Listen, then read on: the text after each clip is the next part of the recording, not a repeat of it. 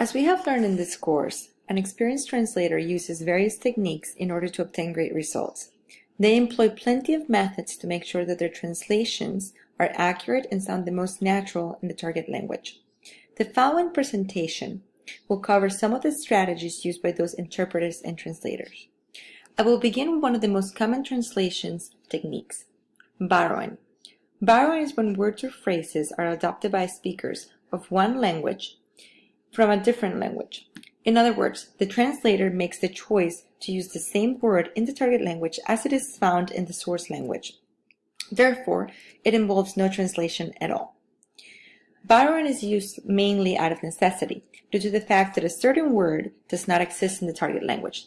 Take the example of pretzel and hamburger. They were both borrowed from the German language. Now, how would we translate pretzel? We know what it is, but we call it a twisted bread. So clearly there was no actual word for it, so we just adopted and we adopted the word pretzel and hamburger. Same thing happens with taco, same thing happens with burrito. We use a lot of borrowed words in the spoken language every day without even knowing they come from another language.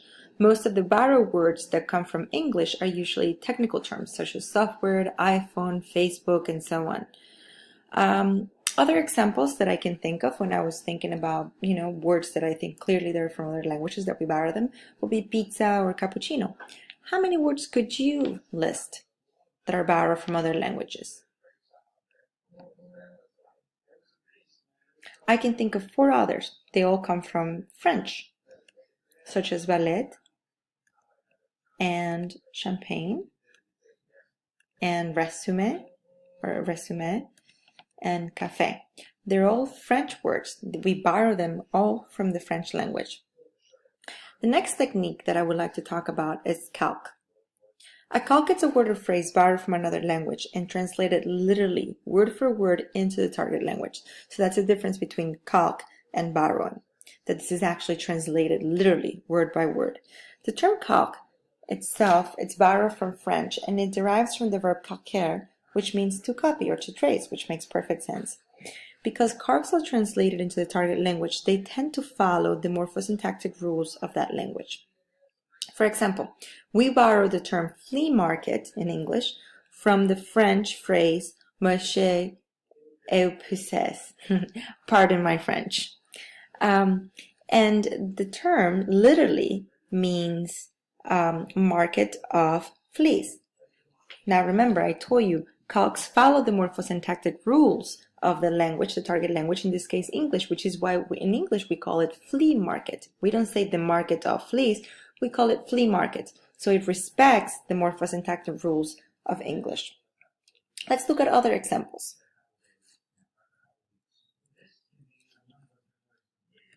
I can list rascacielos in Spanish or alta resolución in Spanish as well. They both come from English. As you can see, they follow the morphosyntactic rules of Spanish. Skyscraper becomes rascacielos. In alta resolución, you can see the spelling has the accent, so it's respecting those rules. I have a few more for you. Baseball. Baseball in English became baseball in Spanish. Morphosyntactic rules of Spanish. The E has an accent. We have the phonetic sound that it was changed in the spelling. Mouse, literally translated to raton, to refer to the mouse that for the computers. And from German, we have now Biergarten, which literally comes from beer garden, as is commonly used in German.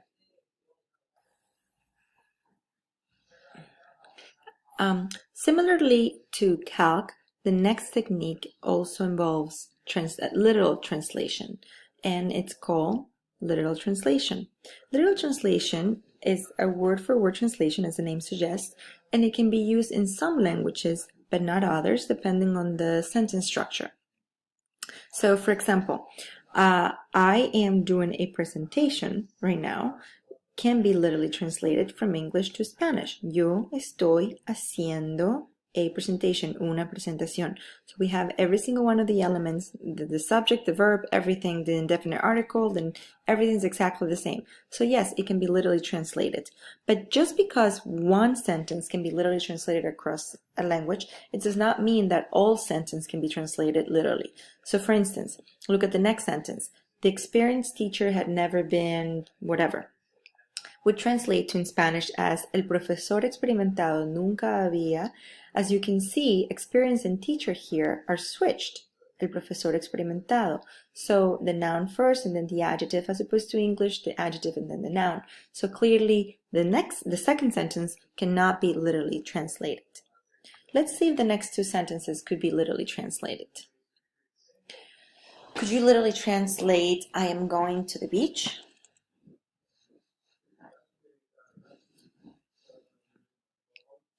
No, you cannot. I am going to the beach would literally be soy yendo a la playa. And we know that in Spanish it would be not translated that way. Instead, it should be voy a ir a la playa, which does not work as a literal translation. The second sentence, I go to the beach. Could that be literally translated?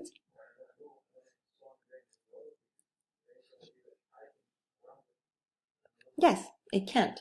I go to the beach would be literally voy a la playa. We have the subject and the verb voy, the preposition to, definite article la, and beach playa. So yes, it could be literally translated, voy a la playa. Moving on, the next four techniques are used when literal translation does not work. And I will start with transposition. Transposition is the process where parts of the speech change their sequence, so their organization, or the grammatical category when they are translated into the target language without changing the content, and therefore the message remains the same. In transposition, you might change a noun for a verb or an adjective or an adverb, but you do not change the mood or the tense of the verbs. So for example, hand knitted, the noun followed by the participle, will be translated into tejido a mano, which is now the participle plus an adverbial phrase. So clearly you can see that there was a change in the sequence of the speech, and also there was a grammatical category change, right?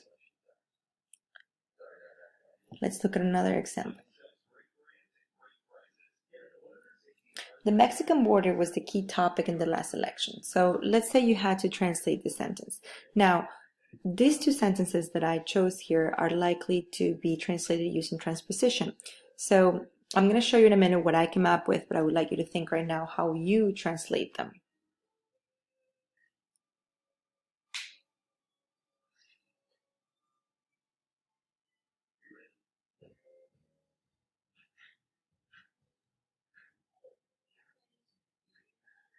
I don't mean to cut you off, but let's move on. So, the Mexican border was the key topic in the last election. Now, I translated it in the following way. La frontera con México fue el tema principal en las últimas elecciones. Now, as you can see here, the adjective Mexican became the noun Mexico. La frontera con México instead of the Mexican border. Also, so here I've done a grammatical category change, right? An adjective for a noun. Also, I have changed the sequence or the organization of the sentence. In the last election became en las últimas elecciones. So I have switched the two, right? Let's see the second sentence. There's a reason for life. Now, again, I don't know what you came up with, but I would translate that as hay una razón para vivir, in which case I have changed for life, which is a noun, for para vivir, which is a verb. Next, we have something similar to transposition, which is called modulation. Modulation is about using a phrase that is different in the source language and the target language, but yet it conveys the same idea. Modulation changes the semantics and shifts the point of view of the source language without altering its meaning. So what do I mean by that, by changing the point of view? So for instance, te lo dejo, right here, te lo dejo. Te lo dejo literally means that I, the subject, leave something to you, right? So literally, that would be translated as I leave it to you. However, knowing English and Spanish, I know that it sounds unnatural, and that what I actually mean by this, and the more natural way to translate it, would be by saying you can have it. So as you can see, we have we have shifted the point of view here. Te lo dejo to you can have it. There's a point of view shift. Same thing happens with it's not difficult. It's not difficult to do. It's not difficult to do, literally translated would be no es difícil de hacerlo, right? Now, I'm going to change the point of view or shift the point of view of it because the more natural way to translate that in Spanish would be es fácil de hacerlo, which actually in Spanish then I know that it implies that it's easy, es fácil de hacerlo, as opposed to it's not difficult to do, which is more commonly used in English. We have another example, you're welcome.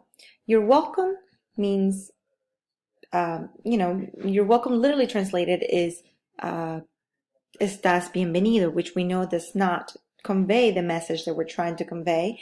So in Spanish, the most natural way to translate that would be de nada, like meaning like, oh, it's for nothing. So those are examples of modulation. So in a way, I would say that modulation allows us to sound better and more natural in the target language. Next, we have something very similar to modulation, which is called equivalence. Equivalence is very similar to modulation because you can convey the same idea, but you will use different styles, structures, or words. Again, this technique is about getting the message to be as natural as possible in the target language.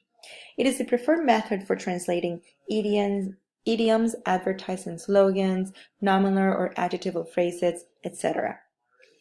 I will show you a few idioms that need to be translated using equivalence. You're about to see a quick video, and you'll hear three common expressions, three common idioms in Spanish that could not be translated literally, and therefore they have to be given an equivalent to how we express it in English. Expression number 6 is creerse la última Coca-Cola en el desierto, which literally means to think you're the last Coke in the desert. In English, we would say to think you're the best thing since sliced bread. Now repeat after me. Creerse la última Coca-Cola en el desierto. Perfect! Expression number 7 is tomar el pelo, which literally means to take hold of the hair. In English, we would say to pull one's leg. Now it's your turn to say it. Tomar el pelo. Excellent! Expression number 8 is no saber ni papa de algo, which literally means not know a potato about something. In English, we would say not to have a clue.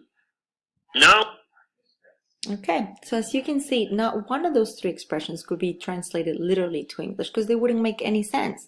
If I say I don't know a potato about translation techniques, it wouldn't make any sense. But saying I don't have a clue about translation techniques, which is the equivalent, then that makes perfect sense. The last technique in my presentation is compensation. In general terms, compensation can be used when something cannot be translated, and the meaning that is lost, it is expressed somewhere else in the translation. Compensation is basically inserting something extra in the target language to try to reproduce the same effect of the source language. For example, English does not express gender or definite article, and therefore a translator would need to compensate by making a reference somewhere else to make this point clear. So, el gato en la gata, the definite article el, let us know that it's masculine, and la gata, let us know that it's feminine. So when I say la gata le dio de comer a su gatito, I would have to compensate that in English by adding something like her to make it clear that la gata, as it was expressed in Spanish, it's a female cat. So I would say the cat fed her kitten. We see the same kind of problem, one might say it's a problem, when you're translating usted, because in English we don't have that formality. In English you just have you. So then that's an example when you would need to compensate to kind of explain or to make up for the loss of that translation. In conclusion, as our teacher always says, there are many ways to skin a cat, and the aforementioned are only techniques. Ultimately, it is important to remember that translation is not just a movement between two languages, but also between two cultures, and therefore we should do our best to try to be as accurate as possible